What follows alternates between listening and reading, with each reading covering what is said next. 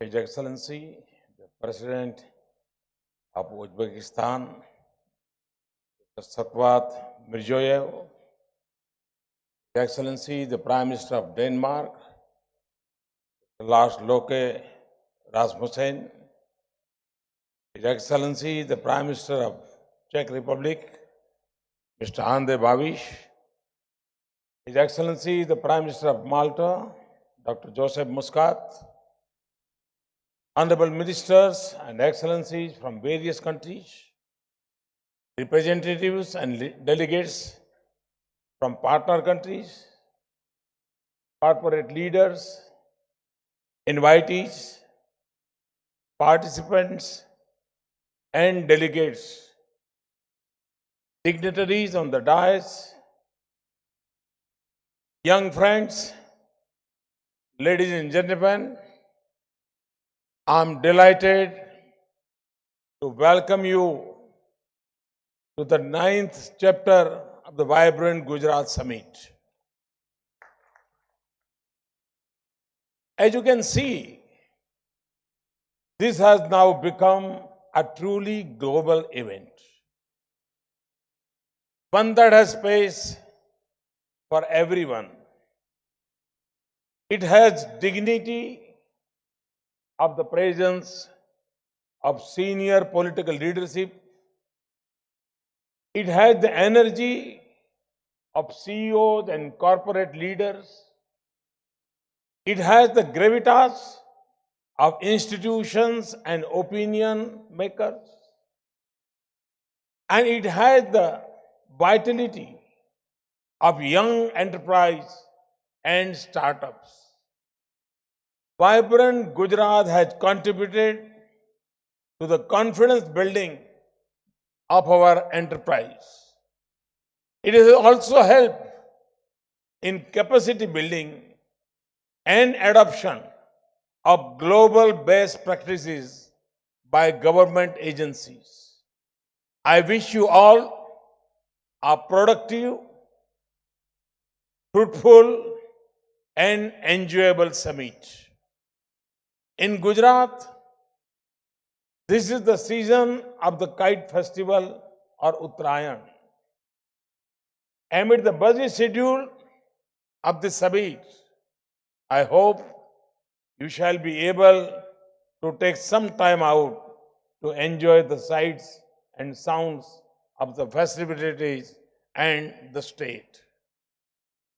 I particularly welcome and thank the 15 partner countries of this edition of Vibrant Gujarat. I also thank the 11 partner organizations and all those countries, organizations, and institutions who are holding their seminars at this forum. It is also a matter of satisfaction that 8 Indian states have come forward to make use of this forum to highlight their respective investment opportunities. I hope you all shall find time to visit the Global Trade Show, which is remarkable in a scale and range of world-class products, processes, and technologies. In fact, Gujarat represents the best of business spirit which exists in India. This event is further sharpened the age which Gujarat had seen several decades. The Vibrant Gujarat Summit has had a transformation journey of 8 successful editions. A number of conventions and seminars have been organized on various topics. These issues are of importance to Indian society and economy, as well as the entire global community. By way of example, let me mention the celebration of Africa Day tomorrow and the global conclave of international chambers on 20th January. Friends, assembled here today is truly august gathering. We are honored by the presence of many heads of state and government and several other distinguished delegates. This shows that international bilateral cooperation is no longer limited to national capitals, but now extend to our state capitals as well. In India, as in most emerging economies, our challenge is to grow horizontally as well as vertically.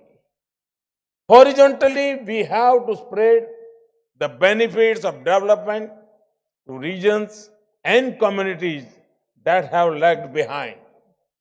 Vertically, we have to meet and enhance expectations in terms of quality of life, quality of services, and quality of infrastructure. We are well aware that our achievements here in India will directly impact 1/6 of humanity. Friends, those who visit India regularly would have felt a change in the air. The change is both in terms of direction and intensity. Over the last 4 years, the focus of my government has been to reduce government and enhance governance. The mantra of my government has been reform, perform, transform, and further perform.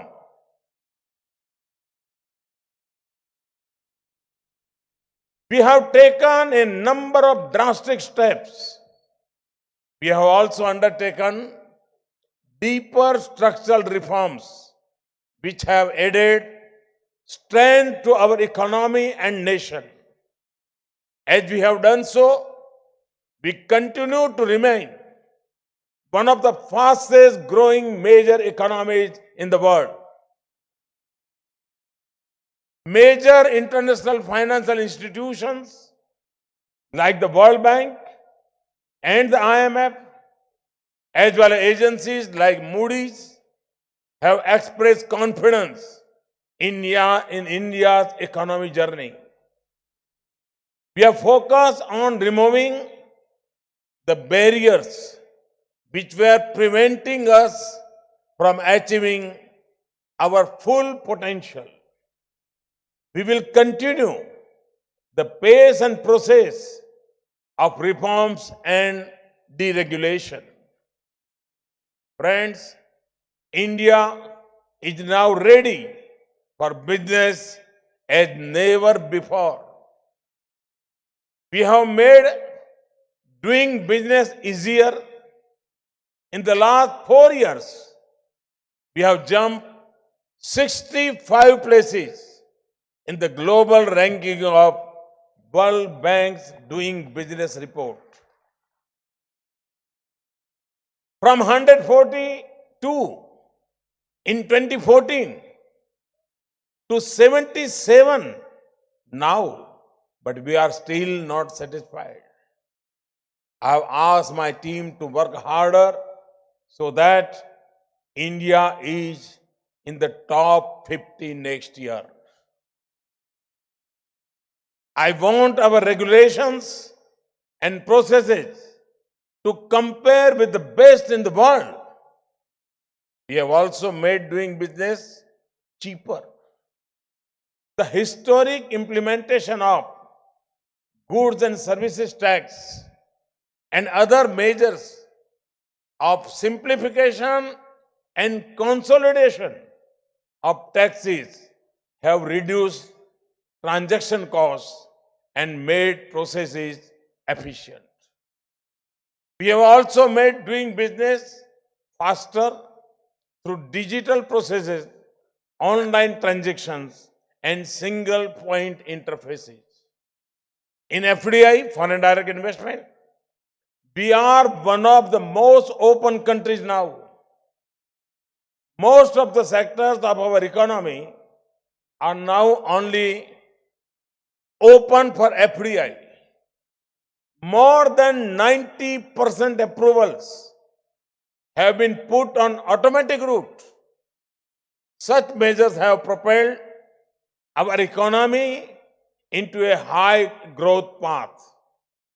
In the last 4 years, we have received FDI worth $263 billion.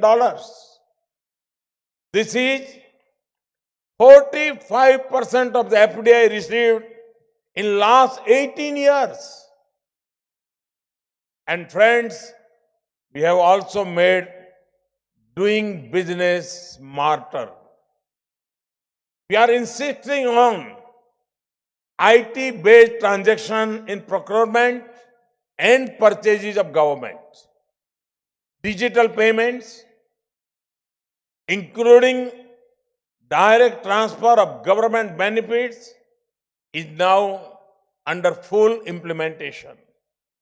We are among the largest ecosystems in the world for startups, and a number of them have come up in the field of technology. I can therefore safely say that doing business with us is a great opportunity. This is also because we are among the top 10 FDI destinations listed by UNCTAD. Ours is a globally cost-competitive manufacturing environment. We have a vast pool of skilled professionals with knowledge and energy. We have a world-class engineering education base and strong research and development facilities. Rise in GDP, a rising middle class, and their purchasing power is creating further growth in our huge domestic market. In the last 2 years, we have moved towards a low-tax regime on the corporate side.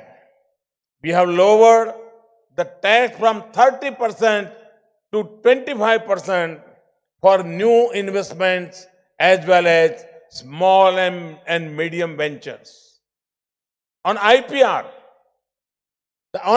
issues, we have evolved benchmarking policies. Now, we are one of the fastest trademark regime. The Insolvency and Bankruptcy Code now gives business an exit window without the burden of long legal and financial battles. Thus, for the start of business, its operation and closure, we have paid attention in building new institutions, processes, and procedures. All this is important, not just for doing business, but also for ease of life of our people. We also understand that being a young nation, we need to create job opportunities and better infrastructure. Both are linked with investments. Therefore, in recent years, there has been unprecedented focus on manufacturing and infrastructure. We have worked hard to promote manufacturing to create jobs for our youth. Investment through our Make in India initiative have been well supported by programs like Digital India and Skill India. Our focus also includes bringing our industrial infrastructure, policies, and practices to base global standards and to convert India into a global manufacturing hub. Cleaner energy and greener development. Zero defect and zero effect manufacturing. These are also our commitments. We have committed to the world to work towards reducing the effect of climate change. On the energy front, we are now the fifth largest producer of renewable energy in the world.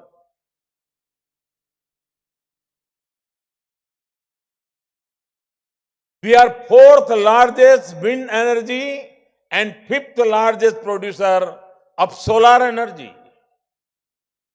We are keen to scale up investments in next generation infrastructure, including roads, ports, railways, airports, telecom, digital networks, and energy. We are also investing heavily in our social, industrial, and agri infrastructure to give better income and quality of life to our people. To give some examples, in 4 years, there has been maximum capacity addition and generation of electricity.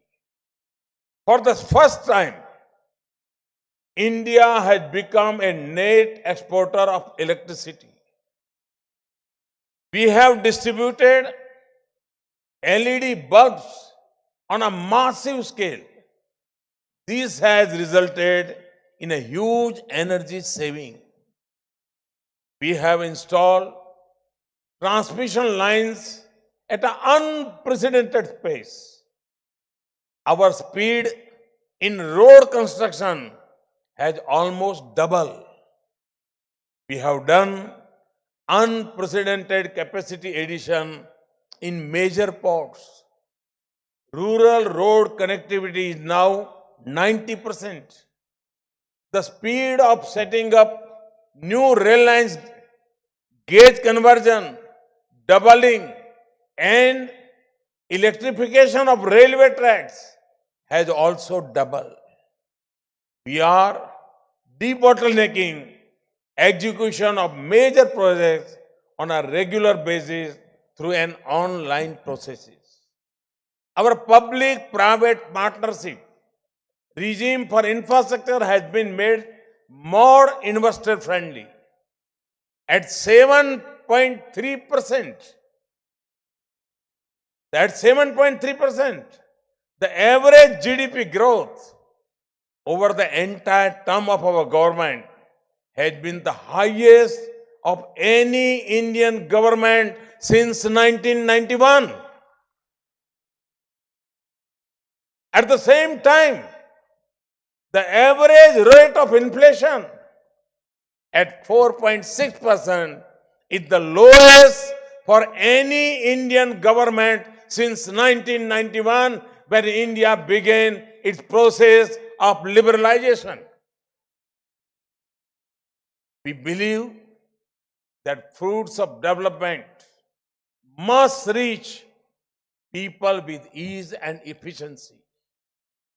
To give you a few examples, now we have a bank account for every family. We are giving loans to small enterprise without collateral. We now have electricity in every village. We also have electricity in almost all homes, households now. We have given cooking gas to large numbers of people who were not able to afford it so far. We have ensured that there is proper sanitation in all areas, both in urban and rural. We are working towards full coverage of toilets for households and their proper use. Ladies and gentlemen, we were among the highest growing tourist destinations in the world in 2017. India had a growth of 14% over 2016, while the world grew at an average of 7% in the same year. We have also been the fastest growing aviation market in the world, with double-digit growth in passenger ticketing terms for over 4 years. Thus, a new India is emerging, which will be modern and competitive, and yet caring and compassionate. An example of this compassion is our medical assurance scheme called Ayushman Bharat. This will benefit about 500 million people, which is more than the population of United States, Canada, and Mexico combined. Ayushman Bharat will provide immense investment opportunities in the area of health infrastructure, medical equipment manufacturing, and healthcare services. Let me list some more examples. 50 cities in India are ready to build metro rail systems. We have to build 50 million houses. The requirement of road, rail, and waterways is enormous. We want world-class technology to achieve our goal in faster and cleaner way. Friends, India is thus a land of immense opportunities. It is the only place which offers you democracy, demography, and demand. To those who are already present in India, I would like to assure you that our domestic system, human values, and strong judicial system will ensure the safety and security of your investments. We are continuously working to improve the investment climate further and make ourselves more and more competitive. For those who are not yet present in India, I extend an invitation and encourage you to explore the opportunities. This is the best time to be here.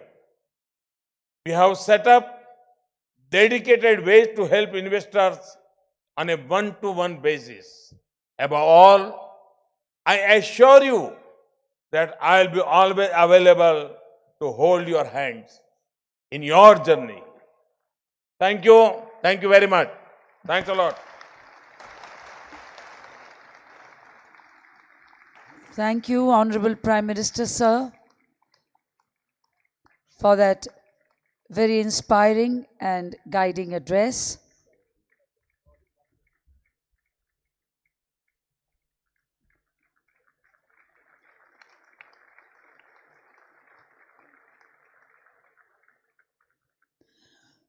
With that, we conclude the inaugural session of the